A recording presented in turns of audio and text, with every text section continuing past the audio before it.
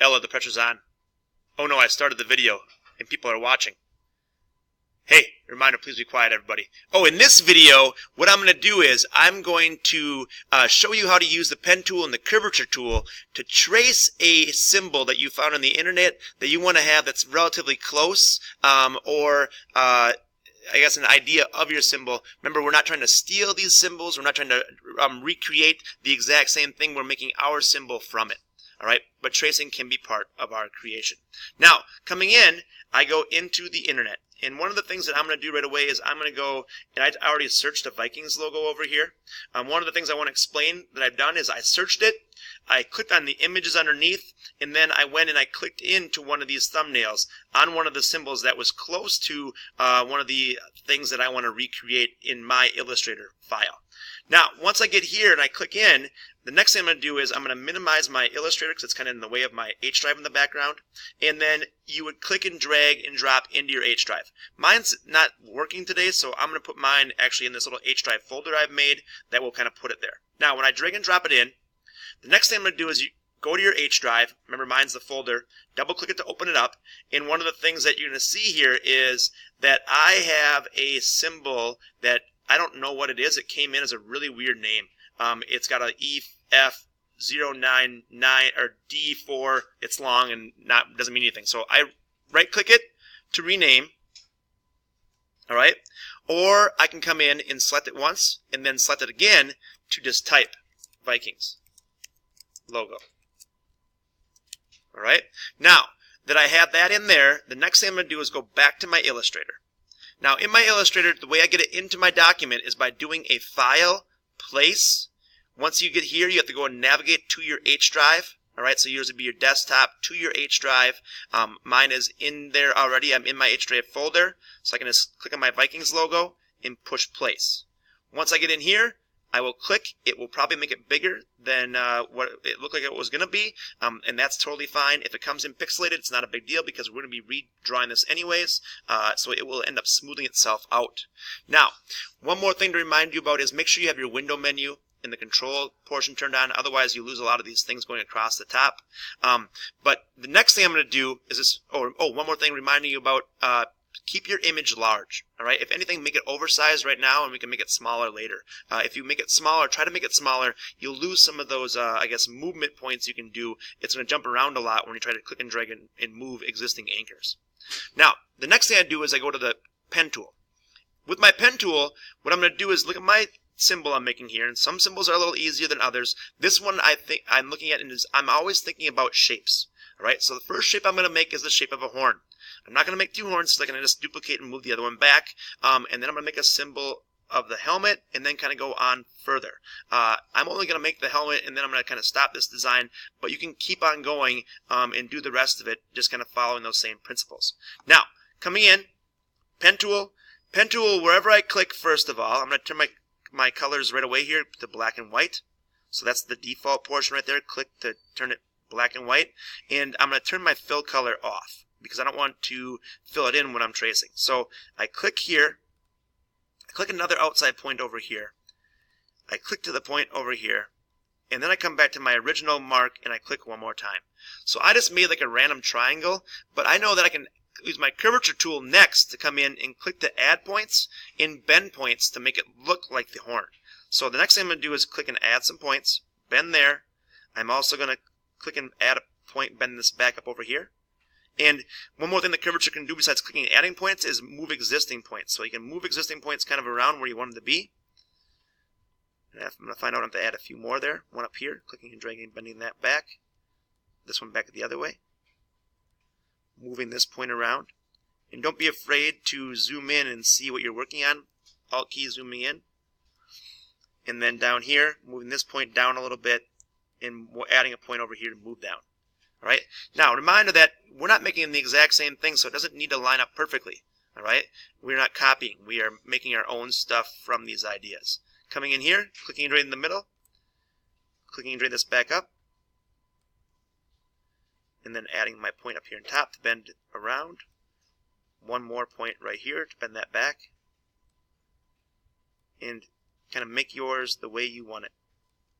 All right. I'm getting my horn really close to where I want it to be.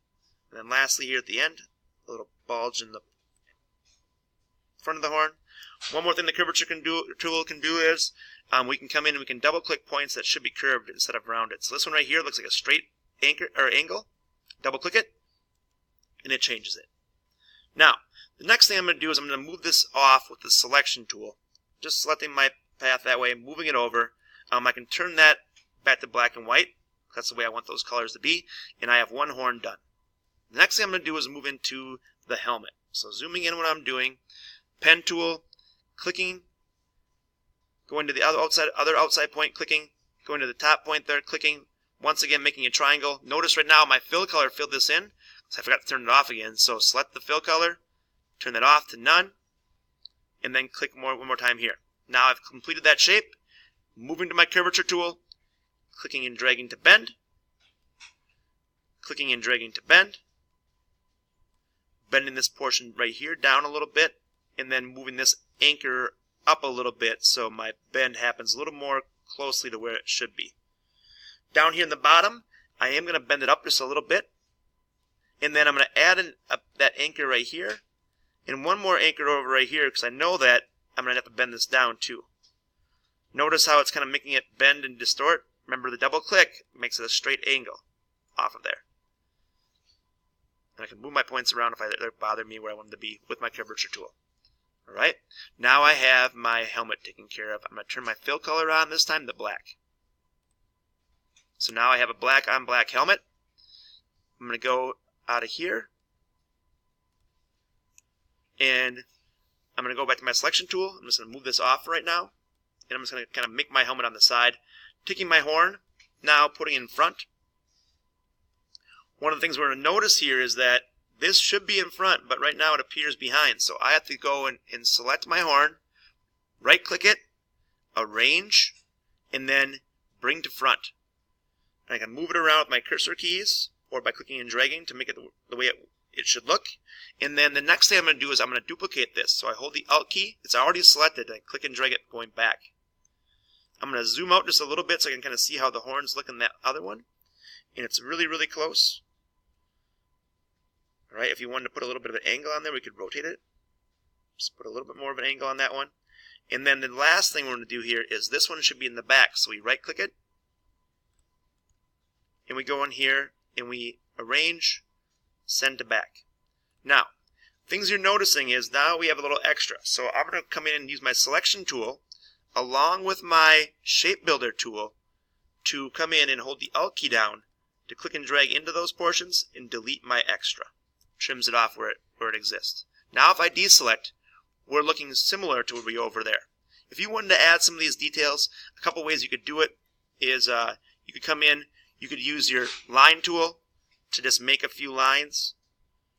Alright, that we could come in and change the weight of. If you wanted to be a little thicker, we could go 2 point and we can move those lines to those points and kind of have them matching up that way.